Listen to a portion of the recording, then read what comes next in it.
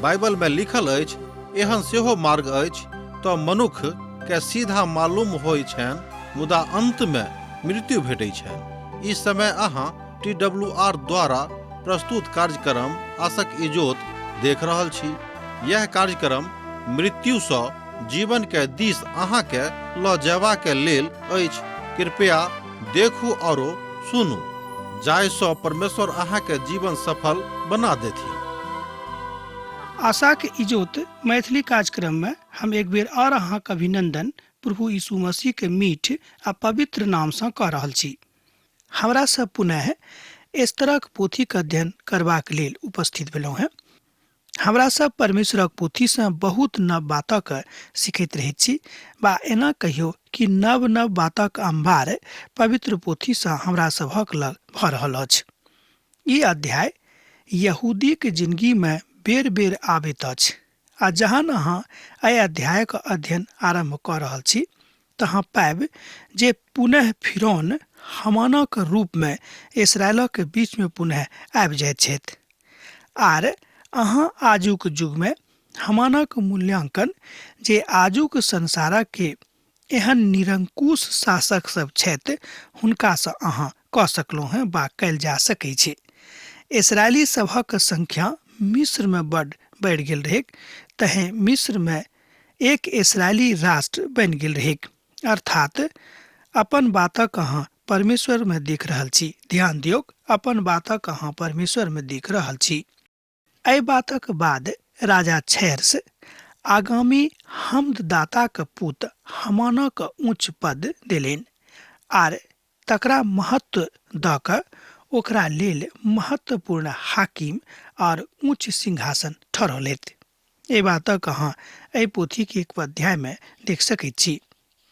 बहुत बेर मनुष्य जाति के जहन पद हुनका भेटा जाइत छनि, बा एना अहाँ बाजि सकैत छी कि जाय पद के काबिल ओ नहि छलाह, आ मान लियो पिता परमेश्वर अपन इच्छा सँ, अपन दया सँ हुनका ऊपर दया क के पैघ पद दऽ दैत छथि, तहन ओ आदमी के हमरा लोकनि देखैत छी कि ओ बदल जाइत छथिन, आर जे प्रतिक्रिया ओ व्यक्त करैत छथि पदक ऊपर आसीन भेला के बाद ओ उचित कोनो रीति सँ नहि लागैत अछि। एहिठाम हमरा लोकनि देखैत छी कि एहि प्रक्रिया में ओ इस्राएली के विरुद्ध भ जाइत छथि के तऽ हामान। एहि तरह हमरा लोकनि देखैत छी कि ओहि कालक अहाँ हुनका उग्रवादीक संज्ञा दऽ सकलहुँ हैं। एहि तरह हमरा लोकनि देखैत छी कि एहन लोक जे संसारक सँ प्रेम नहि राखैत छथि, जे परमेश्वर सँ प्रेम नहि राखैत छथि, तकरे अहाँ एहि तरह के अपवादी मनुष्य बाजि सकलहुँ हैं जे आफत आनैत रहैत छथि। अहाँ एहि तरहक लोकक देखैत छी ओ अमेलिक सँ सब छलाह, आ साउल परमेश्वरक आज्ञा के शायद कहियो नहि मानैत रहैत, मुदा पर्दाक पाछा परमेश्वर अपन काजक कऽ रहल छलाह। हमर भाई बहिन, एहिठाम हम अहाँके साउलक उदाहरण देलहुँ हैं। साउल के जहन पिता परमेश्वर इस्राएली के ऊपर प्रथम राजा के रूप में नियुक्त कऽ देने रहथि, तकरा बाद में हुनका जिंदगी में जहन घमंड आबि गेलनि, ओ परमेश्वरक योजना के अपना जिंदगी सँ पूरा नहि करऽ लगलाह, तब पिता परमेश्वर हुनका बहुत मौका देलनि जाहि सँ ओ सुधरे के, आ तकरा बाद ई मौका हुनका सँ ओ छीन लैत छथि, किएक तऽ पर्दाक पाछू पिता परमेश्वर अपन योजना में काज कऽ रहल छलाह। कोनो हथियार इस्राएली के प्रतिपक्ष में काज नहि कऽ सकैत रहैत, आ एहि तरहक बात हमरा लोकनि आजुक प्रसन्नताक विषय बुझैत छी। एहिठाम इस्राएली सँ अर्थ भेल जे परमेश्वर पर प्रेम राखैत छथि, आ एहन लोक जे परमेश्वर सँ प्रेम करैत छथिन। एहि के बाद हमरा लोकनि देखैत छी कि हुनका जिंदगी में महान काज भऽ जाइ छै, और राजा के समस्त कर्मचारी जे राजभवनक फाटक में रहैत छलाह, ओ हामानक सन्मुख में झुकि कऽ दंडवत करैत रहथि, किएक तऽ राजा एहि तरहक आज्ञा देने रहथि। मुदा मुर्दके नहि तऽ झुकैत रहथि आ नहि दंडवत हुनका करैत छलाह।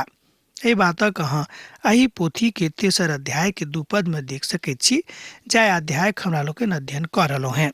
राजा एहि बातक समाद पठा देलनि जे अब हुनका राज में एक नव प्रधानमंत्री आबि गेल छथि आ सब केओ हुनका सन्मुख में अपन मूड़ी के झुकाबैत छथि, जाहिसँ ओ प्रसन्न हुएक। मुदा एहन एकटा मनुख छथि ओहिमे मुर्दकै, जे हुनका आगू में सर अपन नहि झुकाबैत छथिन।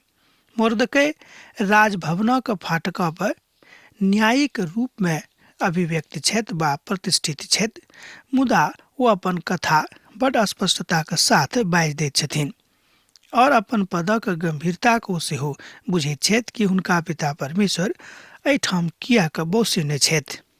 हम तऽ इएह कहब कि अब एहिठाम हमरा लोग देखैत छी कि मुर्दकै कनिक बदलल मनुखक जकाँ लागैत छथि, मुदा हुनक जे वंशानुक्रमिक बात छलै हुनका संगमे अब हुनका जिंदगी में आबैत छनि, तऽ इएह कारण छल कि ओ हुनका सन्मुख में अर्थात हामानक सन्मुख में स्वयं के नहीं झुकौलथि। अब एहिठाम पहिल बेर देखल जा रहल अछि जे मुर्दकै के जीवन में परमेश्वरक आत्माक काज आबि गेल रहैक और अपन योजना अपन जिंदगी में ओ चला देलखिन, अर्थात अपन प्रभु के योजना के अपन जिंदगी में काज कर देलखिन।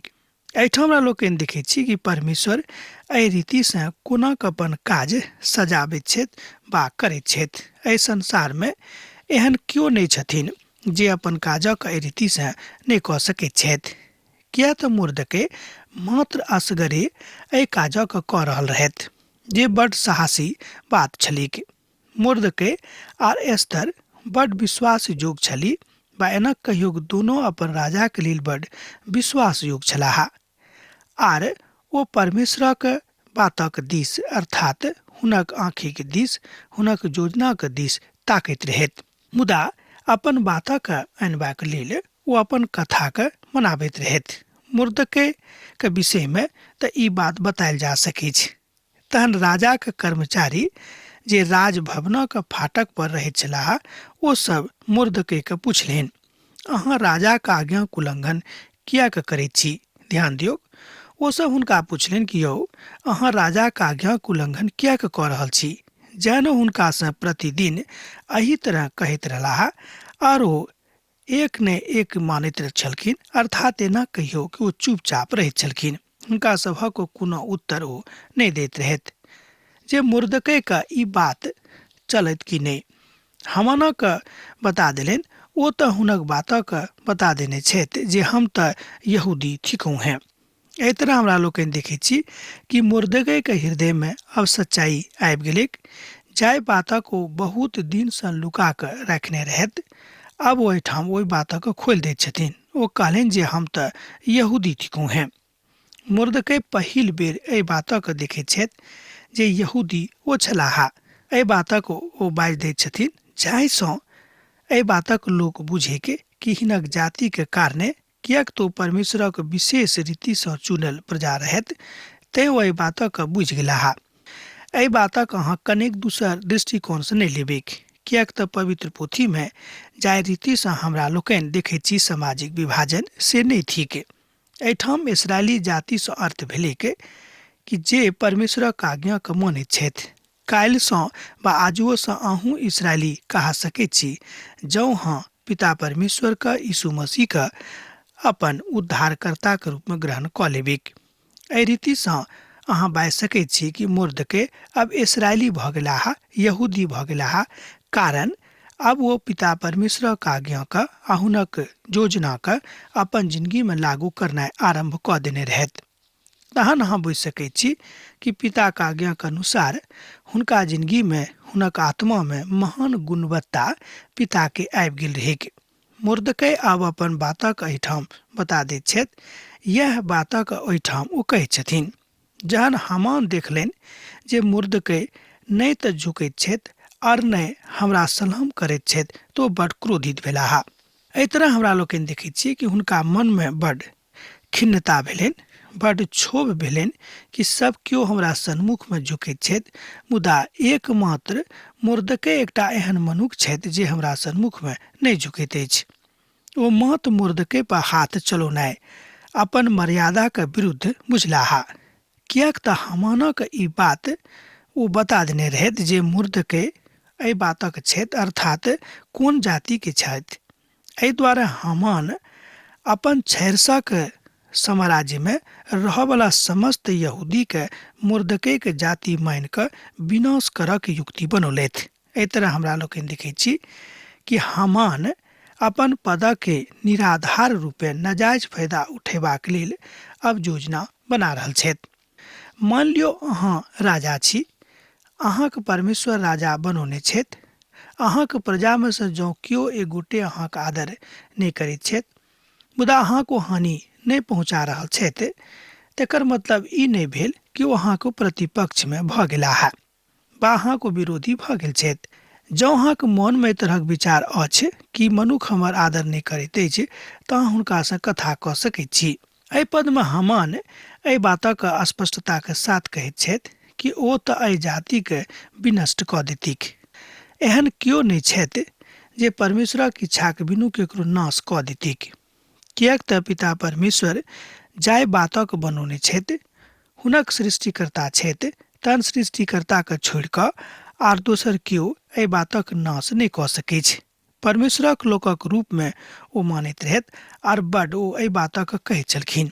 आगू के पाठ में अहाँ देखब जे ओ अपन पत्नी के कान्हा पर अपन मूड़ी राखि कऽ एहि बातक कहैत छथि। कियाक तऽ हामान बड छोट आदमी छलाह और अपन पदक घमंड में ओ आबि गेल रहत। एहि तरह हमरा लोग देखैत छी कि पिता परमेश्वर हामान का ओतेक ऊंच पद पर आसीन कऽ देलनि, मुदा एही तरह हुनका मन में बहुत महान घमंड आबि गेलिक।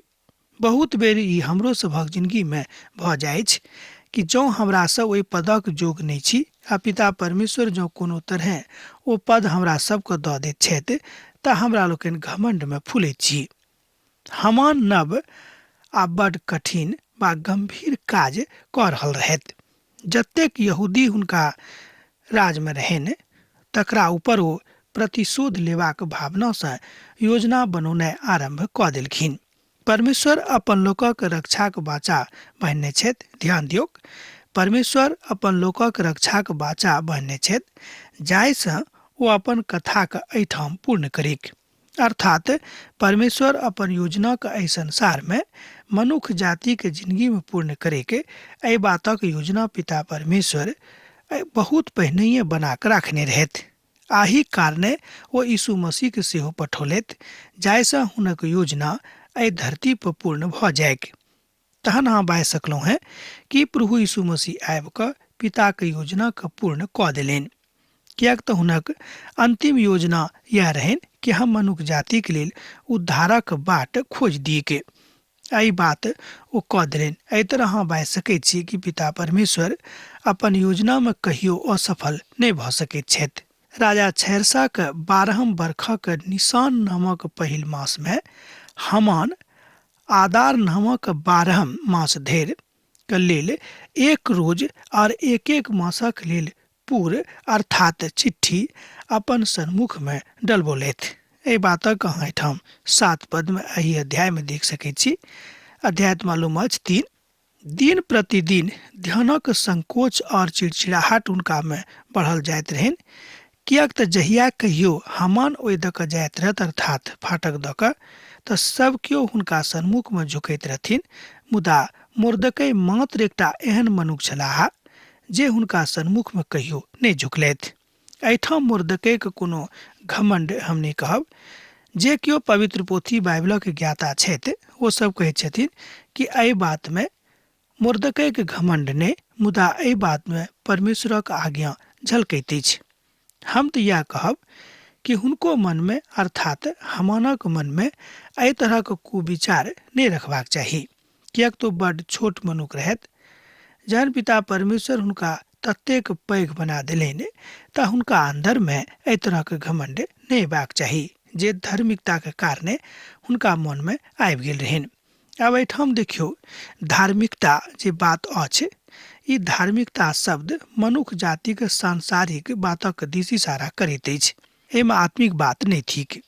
एहिठाम सामूहिक बातक अर्थात सामूहिक हत्याक साजिश ओ रचि रहल छथि कि संपूर्ण जातिके हम एहन साजिश बनेबेक, एहन साजिश रचबेक कि सबके हम मरवा देबेक।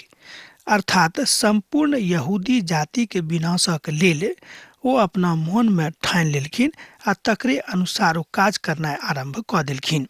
एहि तरह हमरा लोकनि देखैत छी कि संपूर्ण योजना जे परमेश्वरक थिक से अहूँक जिंदगी में भऽ सकैत छै। प्रभु परमेश्वर हुनका मध्य में आबि गेलखिन, मुदा परमेश्वर एहि परिस्थिति पर अपन नियंत्रण आनि देलनि और हामानक योजना लगभग निरस्त भऽ गेलिक। देखियौ कोनाक पिता परमेश्वर हुनक योजना के निरस्त कऽ दैत छथि, तकरा विषय में अहाँ देख सकैत छी एहिठाम 8 पद में। आ हामान राजा छैरसँ बाजलखिन, अहाँक राजाक समस्त प्रांत में रहयवला देश देशक लोकक मध्य तितर बितर और छिटकल एक जाति अछि, जिनक नियम और समस्त लोकक नियम सँ अलग अछि, आर ओ राजाक कानून पर नहि चलैत छथि। तेँ ओकरा सभक एहिठाम सँ हटौनाइ वा हुनका सभक भगा देनाइ राजाक लेल लाभदायक होइत अछि।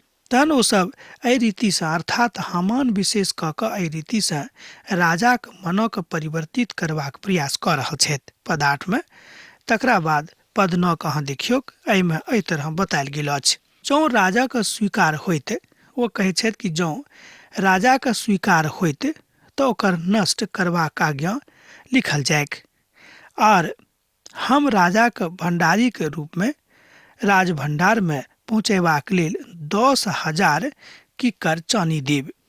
एहि तरह हमरा लोकनि देखै छी कि चानी के लोभ राजा के ओ दैत छथि कि हम राज भंडार में, राजाक भंडार में 10,000 किक्कर चानी के आनि कऽ राखि देबेक, जाहिसँ राज भंडार में कोनो तरह के घटी नहीं रहेक, मुदा राज भंडार में बढ़ोतरी होइत रहेक।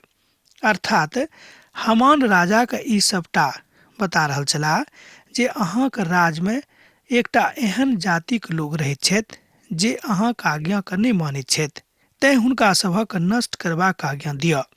किएक तऽ मुर्दकै के ई बात रहनि, अर्थात एकमात्र मुर्दकै के कारणे संपूर्ण मुर्दकै जाति के नाश करबाक योजना हामान बना देलनि।